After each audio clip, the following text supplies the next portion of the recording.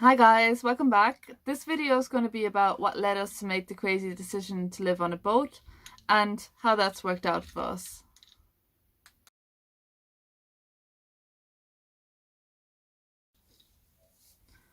I've always had a bit of a travel bug, to be honest. I'm Irish, but I grew up in Germany, spent time in Ireland, obviously with my family, then lived in Spain and England, and I really wanted to keep up this movement of my life because I really enjoy learning new cultures, learning about new areas, etc.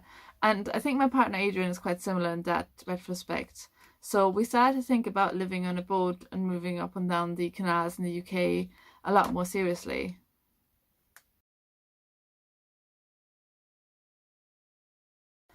I did have a corporate job at the time, which meant I could have gotten a mortgage, gotten a small house or apartment, commutable to London, and that did interest me a lot. But it kind of tied in with the first factor that I wasn't ready to settle down in one place. And as a result, I wasn't ready to commit to a mortgage, which would have meant keeping up the high pressure job environment which I was in at the time.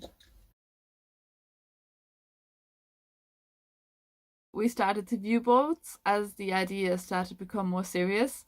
And I think that's when my excitement took over. And then there was no stopping us. It was just the icing on the cake. It was just a matter of time.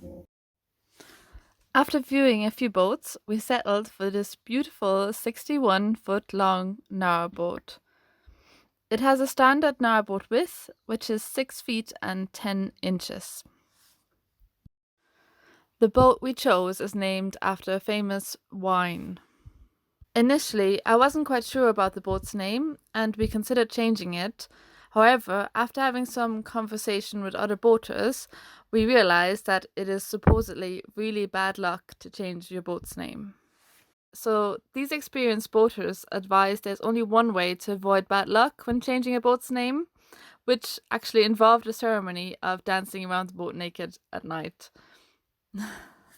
We decided to play it safe this time and just keep the boat's name as is.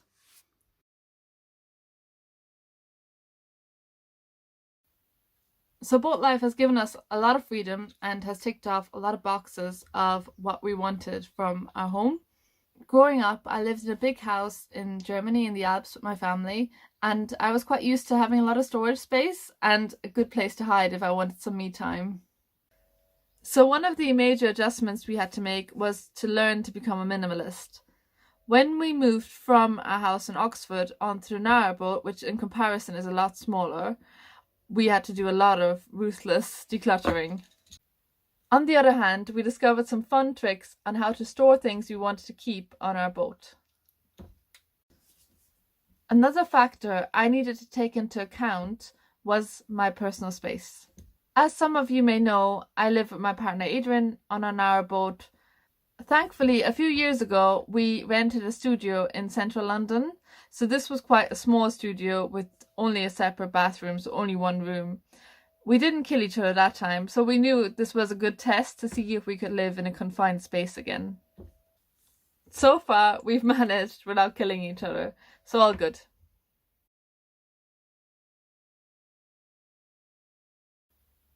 The things I took for granted when I lived in a house were services like water and electricity. For example, to manage our water consumption, we have installed this water meter. Before turning on our washing machine, I always check this water meter, as the washing machine happens to be the biggest drain on our water tank nowadays.